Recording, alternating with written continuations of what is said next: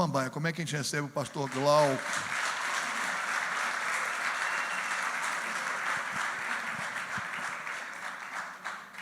Se pregar bem, ganha uma caneca. Aqui é a regra. Brincadeira.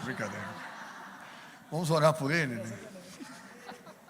Vou dar a caneca antes para... Pai, nós queremos apresentar o teu filho ao Senhor, clamar a tua bênção e a tua inspiração sobre ele, em nome de Jesus, que o Senhor possa usá-lo nessa noite, que ele possa se esvaziar de tudo aquilo que possa ser impedimento para que a tua voz possa ecoar, não apenas nesse lugar, mas principalmente nos nossos corações. Estamos precisando ouvir a tua voz, necessitamos de ouvir a tua voz como o nosso alimento, a nossa vida, o ar que respiramos. A tua palavra, Deus, tudo para nós. Abençoa o teu filho aqui em cima desse altar, em nome de Jesus, e todos digam amém. Amém. Obrigado, querido. Amém. Graça e paz, amados irmãos, uma alegria estar aqui. Eu tenho grata lembrança da Igreja Nova Vida, quando eu tinha mais ou menos uns 4 anos de idade, e já faz um bom tempo. Meus pais frequentaram a Igreja Nova Vida, ali na Asa Norte, e eu lembro daquela irmã, daquela tia da escola dominical, não lembro o nome dela, mas que me ensinou uma musiquinha, que até hoje eu sei, aquela musiquinha que conta os livros da Bíblia, em ordem, né? Então, até hoje eu lembro daquela música. Então, uma maravilha poder estar aqui e conhecer parte dessa família de Deus que congrega aqui nesse lugar. Que Deus abençoe vocês. Esperamos que Deus fortaleça a cada um. Abra sua Bíblia, por favor, no livro de Daniel. Hoje eu gostaria de meditar com você sobre a glória de Deus, a nossa essência e missão. A glória de Deus como a nossa essência e missão. Enquanto você abre sua Bíblia no livro de Daniel, esse livro foi escrito para dar ânimo àqueles irmãos que estavam no exílio, sofrendo, passando lutas, necessidades, escravizados, e queriam passar ali na Babilônia 70 anos. Muita dificuldade, muito sofrimento. Então, é um livro que traz muito encorajamento para a gente. É um livro que retorna o coração de Israel, o coração da igreja, para aquilo que Israel e a igreja sempre deveriam ser. O povo de Deus que cumpre a missão de Deus. Foi para isso que Deus levantou o seu povo, para ser um povo amado, querido, e esse mesmo povo cumpre essa missão. E essa missão é sua. Essa missão é de cada cristão. A missão não é de quem vai para a África ou para qualquer outro país que atravessa uma barreira transcultural, mas a missão é de todo o povo de Deus. Aonde você estiver, você é o missionário de Deus ali. Ali você é o homem de Deus, a mulher de Deus, e Deus vai usar a sua vida ali para a glória dele. E essa é a missão: restaurar no mundo quebrado e despedaçado a glória outrora perdida, a glória que estava no Éden. Agora essa glória precisa retornar para esse mundo de caos, de trevas, onde cada filho de Deus é sal e luz nesse mundo. Essa é a missão. Venha o teu reino. É essa glória que retorna, e que retorna na sua vida e na minha vida. Não vai retornar num prédio, não vai retornar numa estrutura, vai retornar na minha vida e na sua vida. Nós somos o lugar onde a glória de Deus se manifesta. E em nossas vidas, e através das nossas vidas, sendo testemunhas de Cristo, é que a missão de Deus vai sendo feita coração a coração, família a família, vida a vida, até que toda a terra se encha da glória do Senhor, como as águas cobrem o mar. Abacuque 2,14. Mas o nosso texto está aí, Daniel capítulo 2, versículo 14, diz assim, Daniel 2, 14, diz assim: Nabucodonosor disse É verdade, Sadraque, Mesaque e Abednego, que vocês não prestam culto aos meus deuses, nem adoram a imagem que eu mandei erguer. Agora, pois, quando vocês ouvirem o som da trombeta, do pífaro, da citra, da harpa, do saltério, da flauta dupla e de toda espécie de música, se vocês se dispuserem e prostrarem-se em terra e adorar a imagem que eu fiz, será melhor para vocês.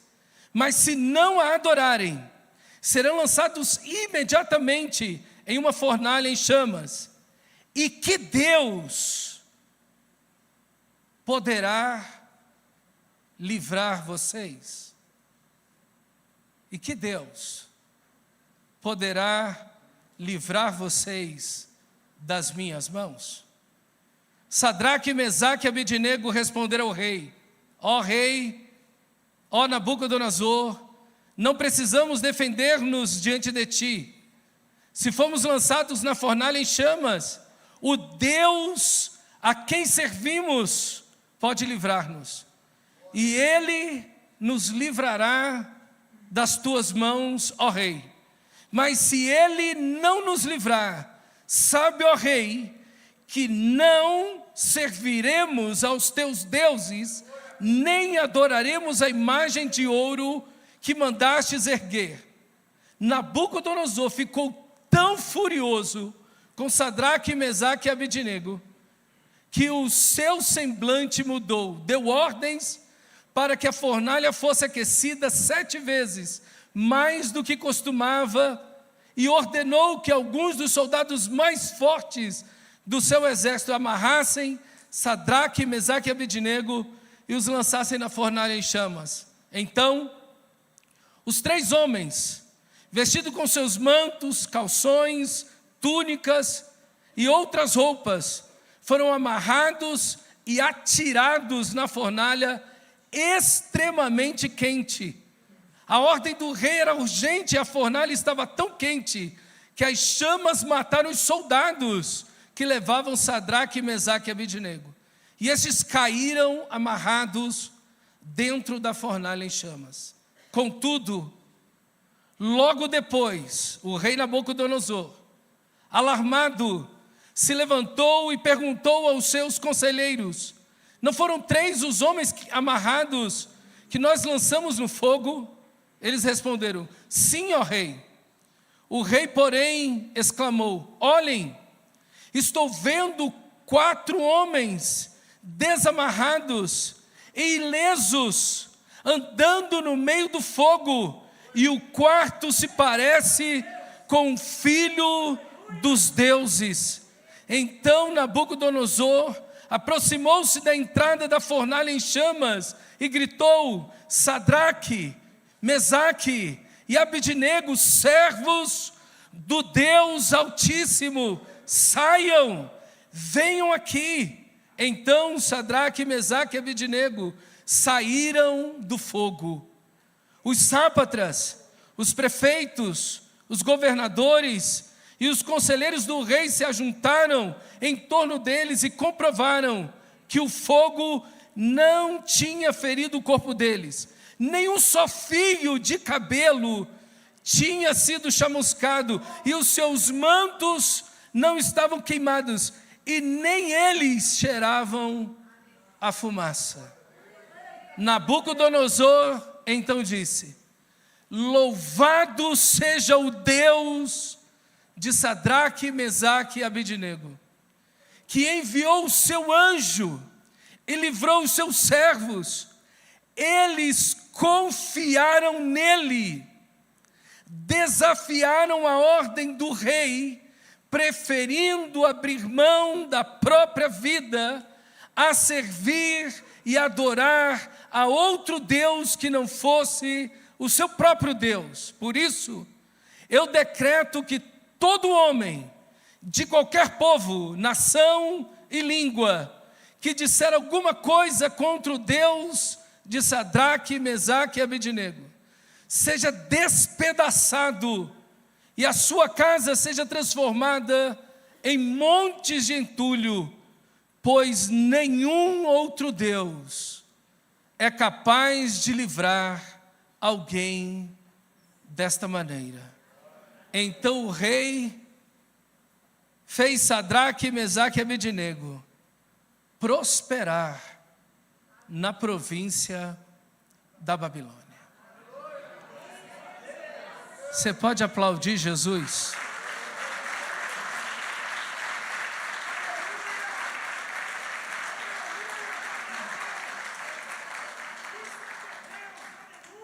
Meus irmãos, a pura leitura desse texto, se nós saíssemos daqui nessa noite,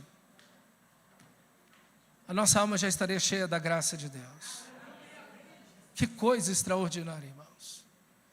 Nações inteiras, os maiores impérios do mundo naquelas se dobraram diante de Deus, pela atitude de 4 adolescentes, Daniel, Ananias, Misael e Azarias. Esses meninos estavam a 2.000 quilômetros de distância de casa, sem pai e sem mãe. Eles tinham entre 13, 12, até 15 anos de idade aproximadamente. E Deus os usou tão poderosamente, irmãos, e ergueu e trouxe a sua glória para dentro da Babilônia. Esse lugar que é na Bíblia tido como um lugar pós-cristão, um lugar anticristo, um lugar de rebelião contra Deus, a Torre de Babel, é esse o lugar. Babilônia é o lugar do exílio. E quando você abre a sua Bíblia lá em Apocalipse, você vai ver no capítulo 18, caiu a grande Babilônia. Pedro diz, a igreja que está na Babilônia saúda vocês. Meus irmãos, a Babilônia é essa imagem de uma cultura que se opõe a Deus, a sua palavra, a sua santidade, a sua glória e a sua verdade.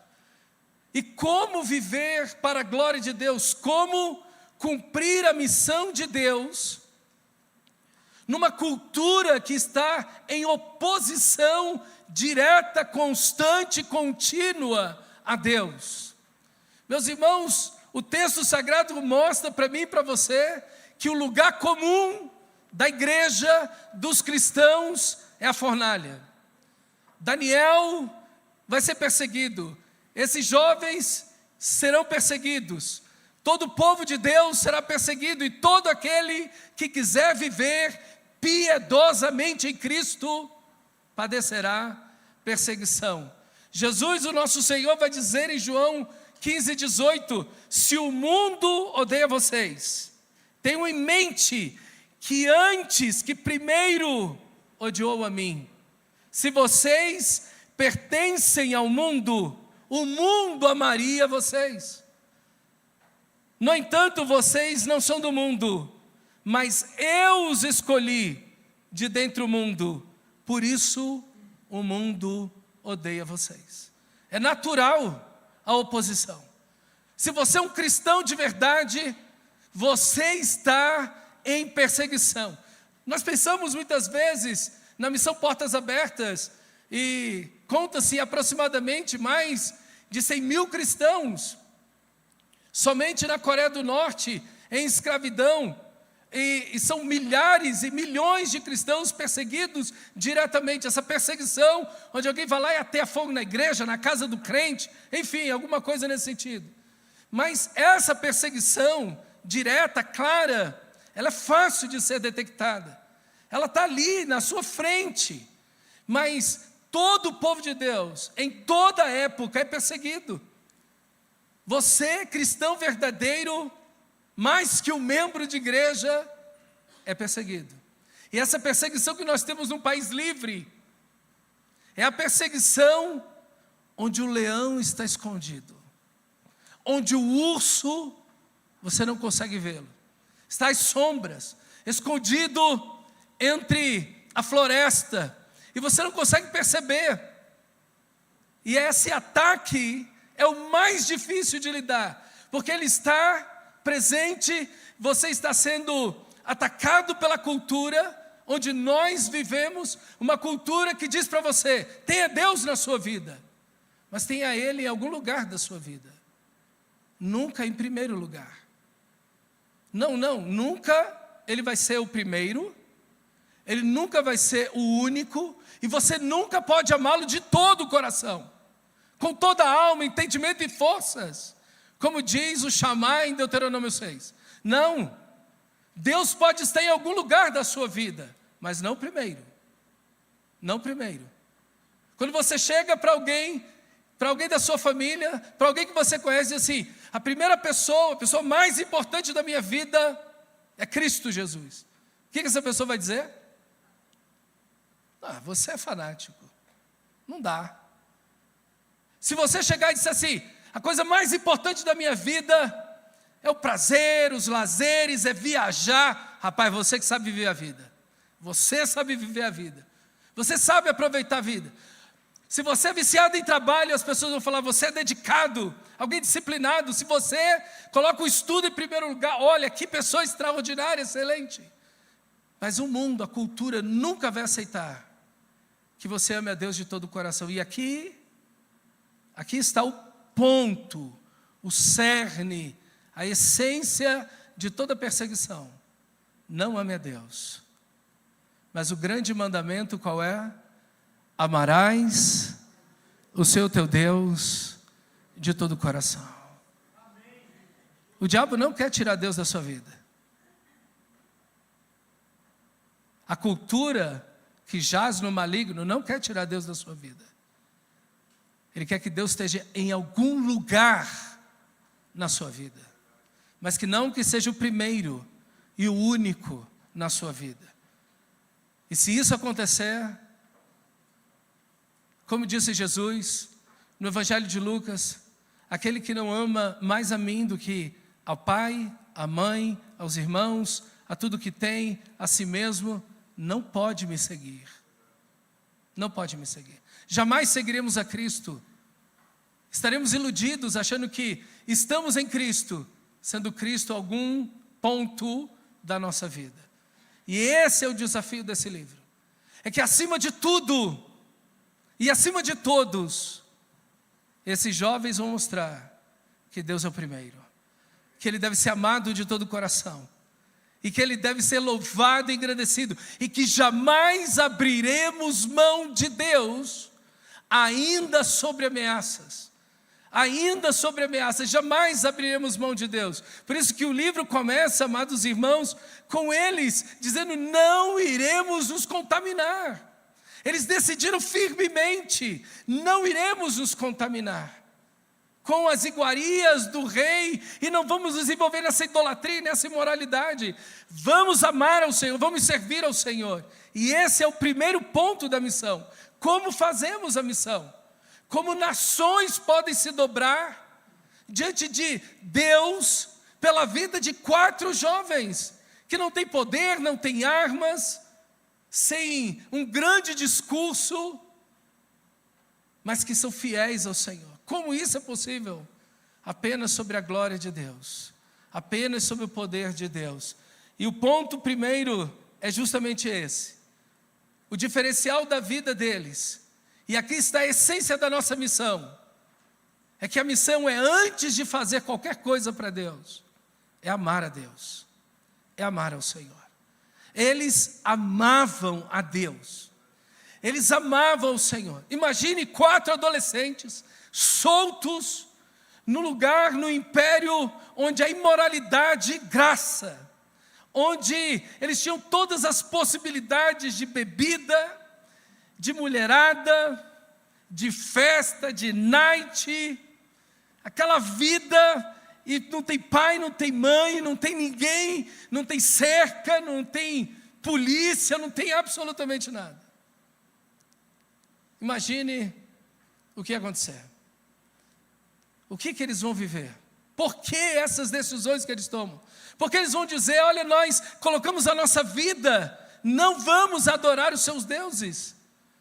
Porque Daniel está indo para a cova dos leões, porque ele ama a Deus, e ele não pode viver sem orar, sem a intimidade com Deus. Ele não pode viver sem a presença de Deus, sem o amor de Deus, sem a graça de Deus, sem buscar a Deus, buscar a sua face. Eram homens, eram jovens que amavam a Deus de todo o seu coração. E Israel está no cativeiro, justamente porque perdeu o amor por Deus. Eles amaram todas as outras coisas, se entregaram ao pecado, nunca cumpriram a missão de Deus. Mas esses 4 jovens disseram: nós vamos amar a Deus. Vamos amar a Deus, custe o que custar. A nossa vida pertence ao Senhor. Eu e a minha casa serviremos ao Senhor. Meus irmãos, a missão está aqui. Aqui está a essência da missão. A essência da missão não é botar a mão no bolso e dar algum dinheiro, ou primeiro orar, ou ir para um campo transcultural, não. A missão é amar a Deus. Essa paixão por Deus, esse coração que arde por Deus, esse coração inflamado pela presença de Deus. Essa é a missão, meus irmãos. Porque daí, desse amor, dessa paixão, onde Deus é o primeiro e o único, todo o demais acontece. A nossa fidelidade, a nossa entrega, a nossa determinação de não adorar outros deuses, de estar no mundo. Mas como Nabucodonosor disse, Ananias, Misael e Azarias, servos do Deus vivo. O mundo vai reconhecer isso, por essa paixão que temos pelo Senhor, paixão pela sua palavra. Aqui estão homens que amavam a palavra de Deus, porque eles sabem que chegaram nesse ponto, porque Israel abandonou a palavra do Senhor. Você sabia que 80% dos cristãos evangélicos no Brasil abrem a Bíblia uma vez por semana? 80%. Abre a Bíblia uma vez por semana. Eu não me admiraria se vários irmãos aqui não tivessem aberto a Bíblia hoje pela primeira vez, nessa semana. Aquele que tem os meus mandamentos e os guarda, esse é o que me ama. Você ama a Deus o tanto quanto você ama a Bíblia. Nem mais, nem menos. Você ama a Bíblia. Você ama a palavra de Deus. Essa Bíblia é eterna. Os céus, disse Jesus, e a terra vão passar, mas as minhas palavras não. Você ama a palavra de Deus. Nela você medita dia e noite. E você tem cuidado de fazer tudo quanto nela está escrito. Josué ia ser lançado. E aqui está o grande fracasso de Israel no livro dos Juízes. É que Israel está para entrar na terra prometida, conquistar 8 nações que estão lá. 8 culturas, um local multicultural. E Deus está alertando: meditem no livro dessa lei de noite. Tenham coragem de fazer tudo quanto nele está escrito. Não uma vez por dia, mas de noite. Porque vocês vão entrar nessas culturas e elas vão perverter o coração de vocês. E é a mesma palavra. O povo de Deus é um povo sempre arrancado das culturas. Como Jesus disse: eu tirei vocês do mundo, mas Ele nos devolve para o mundo. E é apenas a palavra de Deus que nos limpa. É apenas a palavra de Deus que nos liberta, porque quando nós conhecemos a verdade, ela nos liberta. E Jesus disse que nós estamos limpos, santificados pelas palavras que Ele nos tem dado. Não há santificação, não há libertação sem a palavra de Deus. 80% dos crentes abrem a Bíblia uma vez por semana. Mais da metade dos pastores brasileiros nunca leu a Bíblia uma vez de ponta a ponta. Irmão, eu quero dizer uma coisa: quem leu a Bíblia toda, de ponta a ponta, 5 vezes, ainda está cego. Nós precisamos de amar ao Senhor, amar a Deus, amar a sua palavra, amar a sua presença, amar o Senhor de todo o nosso coração. E aqui eu queria fazer um parêntese. Imagine os nossos filhos. Eu tenho um casal, vamos fazer agora 30 anos de casado. Nossa filha tem 22, nosso filho tem 19. Imagina os nossos filhos soltos na Babilônia com aquela bagaceira toda. O que seria deles? Como é que eles iam se comportar? Será que eles seriam como eles? Que criação é essa que aos 12 anos de idade aqueles meninos estavam prontos para enfrentar tudo isso? A gente tem que rever alguma coisa. Não é verdade? Gente, é admirável demais. Como esses meninos estão prontos aos 12 anos. Estão prontos para a vida, para o trabalho, para a fidelidade a Deus. Para enfrentar a vida, para a glória de Deus. Para a glória de Deus. Que criação é essa que eles têm? Que pais apaixonados por Deus eles não tiveram. Mas 80% dos filhos dos crentes não estão na igreja a partir da adolescência. Vão embora. 80%. Nós queremos ganhar o Brasil, mas perdemos os nossos filhos. Queremos ganhar o Guará para Jesus. E os nossos filhos? Mas seu filho não torce para o mesmo time de futebol que você? Sim ou não? Calma aí. Qual é o chamar? Amarás o seu teu Deus de todo o teu coração, Ele é o primeiro, o único. Amarás o seu teu Deus de todo o teu coração, alma, corpo, espírito, com toda a sua vida.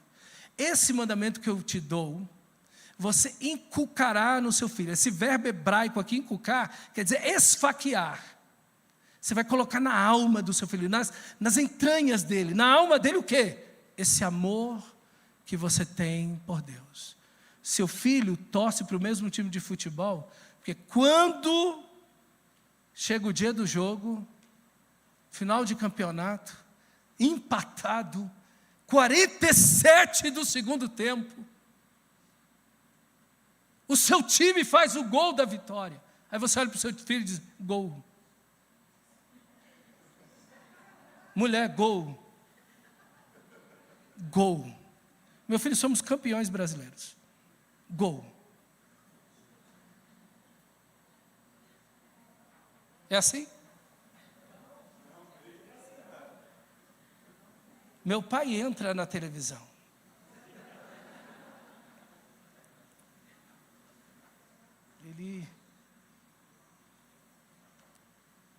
Ele grita. Eu estou sempre no mesmo time, ele grita. Até hoje. Ele discute, ele é o técnico, ele é o juiz.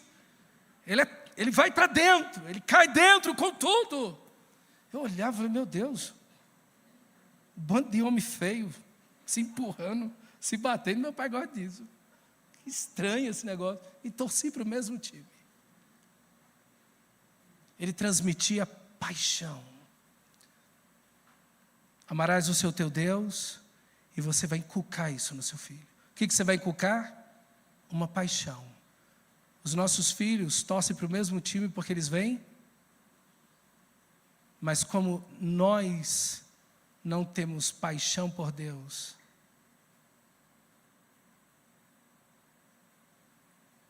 eles não torcem para o mesmo Deus. Eu sou o Deus de Abraão, de Isaac e de Israel. O Deus geracional. Timóteo, eu lembro da tua fé sem fingimento, que primeiro habitou em tua avó Lloyd e em tua mãe Eunice. E eu estou certo que a mesma fé habita em você. Paixão. A missão começa aí. Isso é a missão. Isso é a missão. É que a sua família veja paixão em você por Deus. Amor por você. Essa paixão, esse desejo, esses olhos que brilham. Aquela oração que é a verdadeira oração, a do coração. Não de palavras, não de um ajoelhar, mas a verdadeira oração é aquela que nasce do coração. E é essa oração que a nossa família precisa ouvir. É essa fé, esse brilho nos olhos, essa paixão por Deus que nós precisamos ter, meus irmãos. Aqui não há quantidade de gente. Aqui há gente apaixonada por Deus. Eles são só 4. Mas colocaram as maiores nações do mundo de joelho aos pés da cruz. Porque estavam amando a Deus com todo o seu coração. Amando a sua palavra. Amando o Senhor. E nunca, jamais nos dobraremos diante dos deuses de vocês. Temos apenas um Deus. Temos apenas um Deus. Meus irmãos, essa fé, esse amor maravilhoso que eles têm pelo Senhor, é exatamente o início da missão. A outra qualidade que nós vamos ver neles é que eles têm um profundo conhecimento de Deus. Eles têm um profundo conhecimento do Senhor. Como eles amam a palavra de Deus, eles conhecem a Deus pela palavra de Deus. Eles estão crescendo no conhecimento de Deus por meio da sua palavra. Por meio da sua palavra. Nós precisamos ler a Bíblia. Nós vamos meditar nas Escrituras. Nós vamos ter vida devocional. Onde nós vamos fazer como o nosso Senhor Jesus mandou, você fecha a porta do seu quarto e em secreto ora ao teu Pai que está em secreto. Nós precisamos de comunhão com Deus, nós precisamos intencionalidade nessa vida devocional. Não pode ser algo que acontece ou que cai na minha vida se sobrar um tempo ou não, meus irmãos. Meus amados, o que mais impede as pessoas de vir a Cristo é o mau testemunho dos cristãos, não é verdade? Quando você não era crente, lembra? Você tinha um crente meia boca lá perto de você lá, né? No trabalho, escola, vizinhança, família. O mau testemunho daquela pessoa era um empecilho para você chegar a Cristo. Mas quando você tem alguém fervoroso ao seu lado, apaixonado por Deus, que tem uma vida em Deus, que cresce no conhecimento de Deus, essa pessoa é um instrumento extraordinário de Deus para inspirar você a seguir o Senhor. Nada é mais mortal do que o mau testemunho de um cristão. Irmão, o Evangelho é para ser vivido em casa. É o primeiro lugar onde você deve viver o Evangelho. É o primeiro lugar. É dentro da sua casa, com a sua família. É esse o local onde você vive o Evangelho. É levar a nossa família a conhecer a Deus. Você, meu amado irmão, você é o provedor espiritual da sua família. Você é o provedor emocional, econômico, educacional. Você esse provedor desses és. É você que traz não apenas o arroz com feijão, mas traz o pão do céu para a sua família, que nutre a sua família espiritualmente, que ora pela sua família, mas que ensina a Bíblia, as Escrituras para a sua família. Você precisa, meu amado irmão, colocar isso no seu coração. Preciso de uma vida devocional. Por que Daniel foi para a cova dos leões? Por causa da sua vida devocional. 3 vezes por dia. Daniel era o governador da maior capital do mundo. Mas ele parava 3 vezes por dia para orar. Não me vem dizer que você é mais ocupado que Daniel. Não é. Ele administrava algo gigantesco. Mas ele parava 3 vezes. Não é questão de tempo. É questão de exclusividade. Porque Deus não pode ser prioridade na sua vida. Deus não pode ser prioridade na sua vida. Prioridades mudam. Prioridades mudam. Se você ganhar hoje R$1 milhão, suas prioridades amanhã mudam. Deus é exclusividade. Nós somos um povo exclusivo de Deus. Se eu ganhar R$1 milhão, eu continuo casado amanhã, com a mesma esposa amada há 30 anos. Exclusividade, eu pertenço ao meu Senhor e ponto. E nada e nem ninguém me tira isso. Meus irmãos, nós precisamos disso. Exclusividade, tempo devocional, paixão pelo Senhor, buscar, foi isso que sustentou. E Daniel foi para a cova dos leões em oração, e por causa da oração, da sua comunhão com Deus. E esses jovens foram para a fornalha da mesma forma, porque decidiram ser fiéis ao Senhor. Mas eles também sabiam que Deus perseveraria com eles. Deus perseveraria com eles. E eu acho extraordinária a fé deles. A fé deles é maravilhosa. Olha, nós não temos que te dar razão disso, ó rei Nabucodonosor. Se o nosso Deus quiser nos livrar, Ele vai nos livrar. Ponto. Se Ele não quiser nos livrar, Ele não vai nos livrar. Mas fique sabendo, não adoraremos os seus deuses. Essa é a fé bíblica. Não é a fé simplesmente, não, da vitória, do blessed, do abençoado.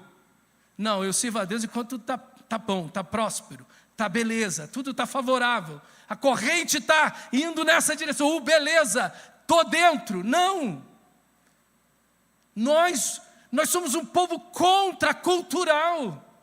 Nós somos um povo que lutamos, que nadamos rio acima. Nós somos um povo que não se deixa levar pela cultura, mas nós seguimos a palavra de Deus.